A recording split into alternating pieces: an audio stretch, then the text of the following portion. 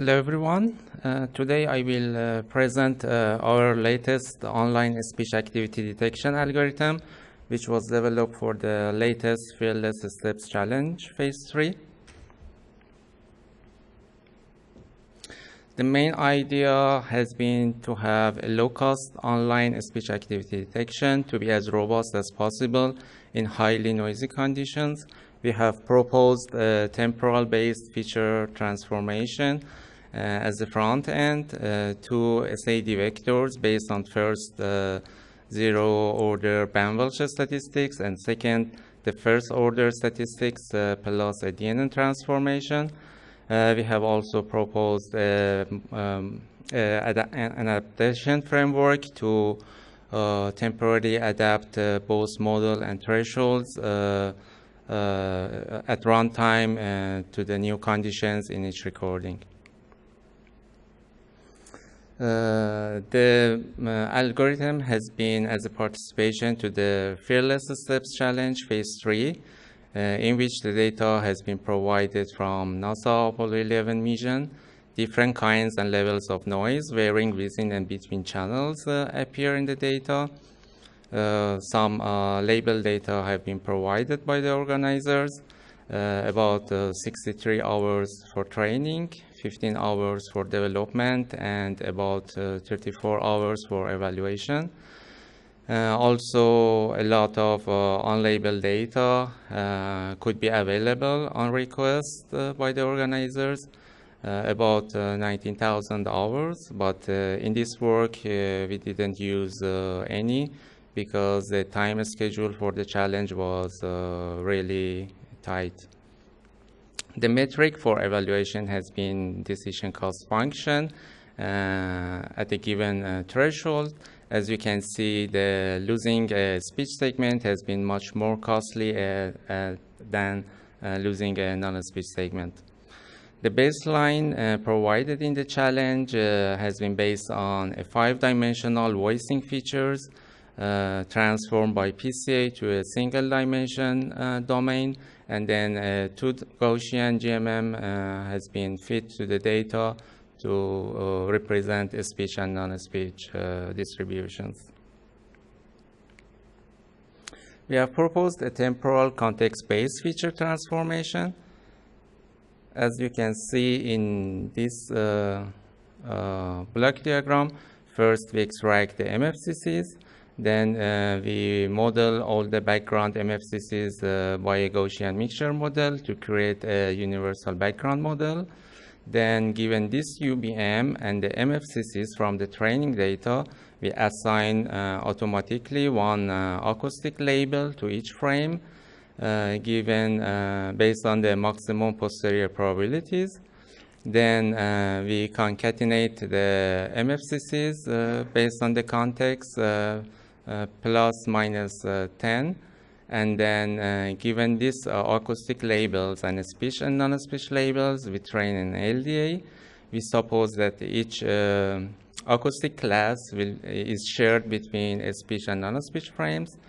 Then after LDA transformation, we concatenate the features again with a different contextual architecture, and then on the top we train a PCA to transform the input features to the new domain features. And in the test set, in the test phase, we do the same process, but just we transform the features. We extract the MFCCs, we concatenate them, we transform by LDA, and then concatenate, and the PCA transformation. To have an idea, the dimension of the features after LDA and PCA transformations are respectively 12 and 24 in this work. We have also proposed two types of speech activity detection vectors. One based on zero-order Banwelsch statistics, as it can be seen in this figure. First, we transform the features as I mentioned in the previous slides as a front end. Then we train one UBM for the speech frames and one for non-speech frames, and then we merge them to have a final UBM. Then given this UBM and the speech and non-speech labels, we extract the zero-order bandwidth statistics, and at the end we will have one single vector representing the speech class and one single vector for non-speech class. To have an idea, the dimension of these two vectors will be the same as the number of Gaussians we had in the UBM, which in this work has been 128. In the test phase, we do the same process as in the training. We have the front end, then given the UBM, we extract the zero-order statistics, and then we compare these zero-order statistics of the unknown input segments to the two vectors of the model, and given a cosine similarity, we compute the resemblance measurement, and given a threshold, we decide if the input segment is speech or non-speech. The second SAD vectors are based on first-order bandwidth statistics plus a DNN transformation. The same as in the first method, we have the front end, and we compute a UBM for speech, non-speech, and we merge them to have a final UBM. Given this UBM, we extract this time first-order bandwidth statistics, and after centralizing them by the UBM parameters, we give them to the DNN, and given speech, non-speech labels, we train the DNN. Then we can extract the embeddings from any hidden layer from the DNN. But in this work, we realize that the first hidden layer just above the input layer are the most reliable in this work, because the other hidden layers are quickly overfitted and they don't generalize well. Then given the centralized first-order statistics and the speech, non-speech labels, we extract the embeddings, one single embedding for a speech class and one embedding for non-speech class. In the testing phase, the same process. We have front end, given the UBM, first-order bandwidth statistics, and we compare and we extract the embeddings, and we compare these embeddings with the model embeddings. Again, with cosine similarity, and given a threshold, we decide if the input segment is speech or non-speech. And in both cases, the input segments are roughly 10 frames.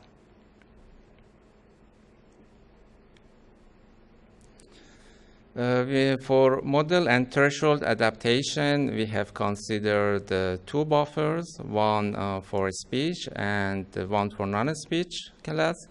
And in each buffer, we keep the SAD vectors of those segments previously detected as speech or non-speech. And we adapt both speech models and non-speech models at the same time. And the adaptation is like the weighted sum of the well-trained model, like in the previous slides, and the average over all those SAD vectors detected in the past as a speech or non-speech. And for threshold adaptation is similar. The adapted threshold will be the weighted sum of the fixed threshold and also the average over all previously speech detected scores.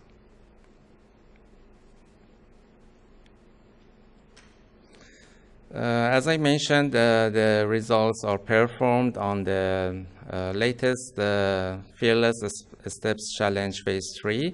We have considered two baseline systems. One is the one provided by the channel organizers, and another one is our previous online voice activity detection.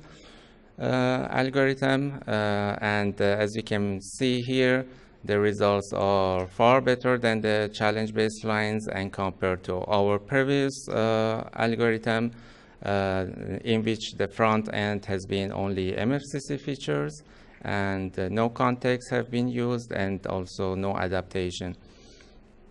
And the results shows about 60% relative improvement. And the final results presented here are based on the combination of two type of SAD vectors we presented, combination in the score level. Actually, the combination of both showed better generalization and more robust to new conditions. But both systems showed more or less similar performance, but the combination was mainly more robust. Also, the adaptation technique we proposed showed about 5 to 10% relative improvement for both dev set and eval set. Decisions are made at runtime every 0.1 second, about 10 frames. And more importantly, the real-time factor is very low in this work, is about 0.002 given a single CPU machine. To conclude the presentation, we have used a combination of supervised and unsupervised technique.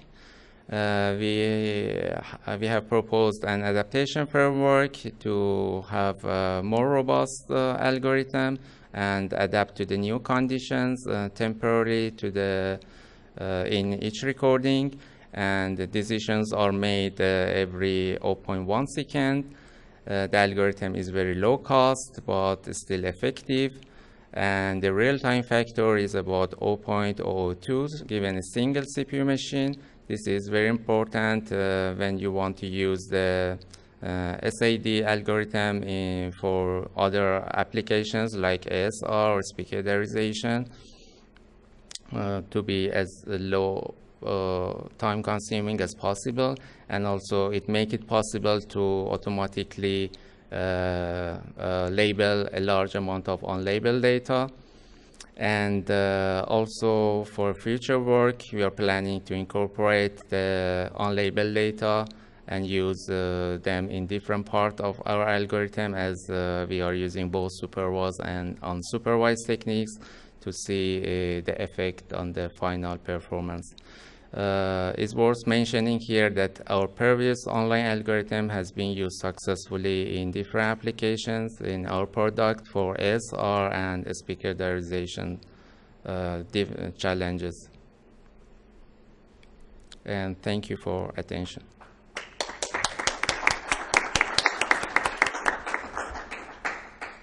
Thank you to the speaker. And any questions from the audience? Either online or in person. If you're online, type your question quick, because there's a little bit of a delay before we get it.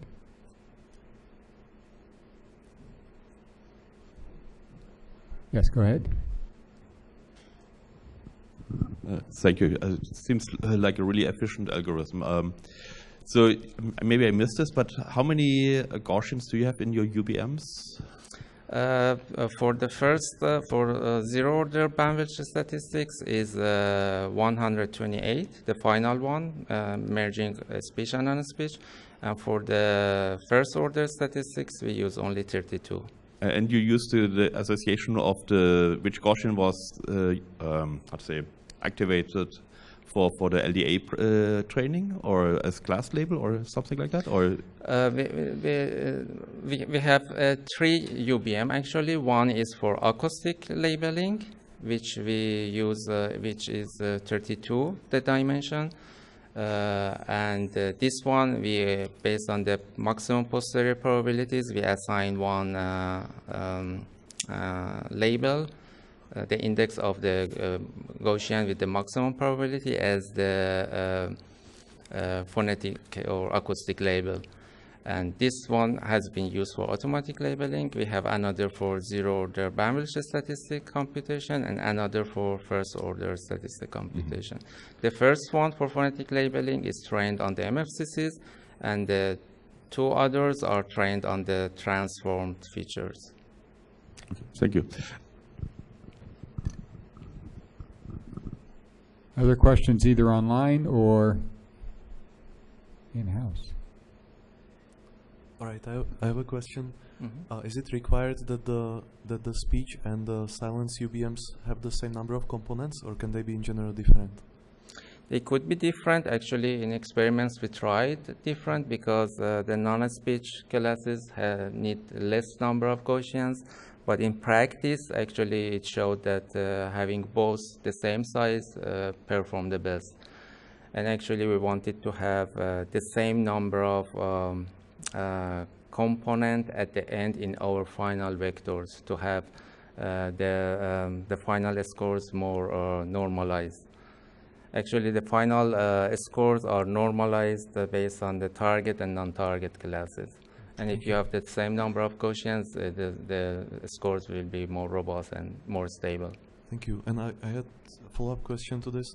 I noticed in one slide that basically you were training two UBMs for speech and non-speech, but at some stage you were merging them together into a single UBM. Right. What would be the difference with taking basically the raw signals that contain speech and non-speech and just training one UBM on the mix of both? Exactly. Actually, our previous online algorithm was working like this. We had only one UPM for both, and it is the case that we don't have any label for the data. This is the case that we use it. But if we have the label data, labels available, actually this merging worked much better than the training both together. Thank you.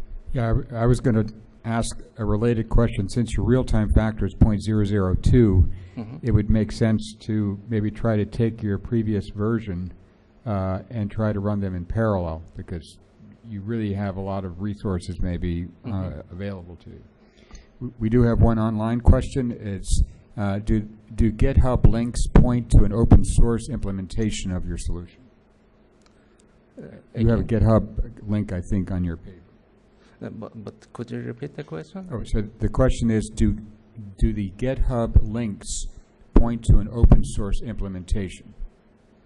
Unfortunately not, because we are a company actually, and we cannot provide open source. But I think everything and details are available in the paper. It can be easily implemented. Yeah, so it's Piero Tui from the Telepathy Labs GmbH who asked the question. Okay. Any other questions? Hans is shaking his head saying, no, we're going to close the session. Right. All right. Let's thank the speaker. And we'd like to thank all the people who attended online, asked questions, and all the people in person who attended the session. We now officially close, and I thank my co-chair, Hinek.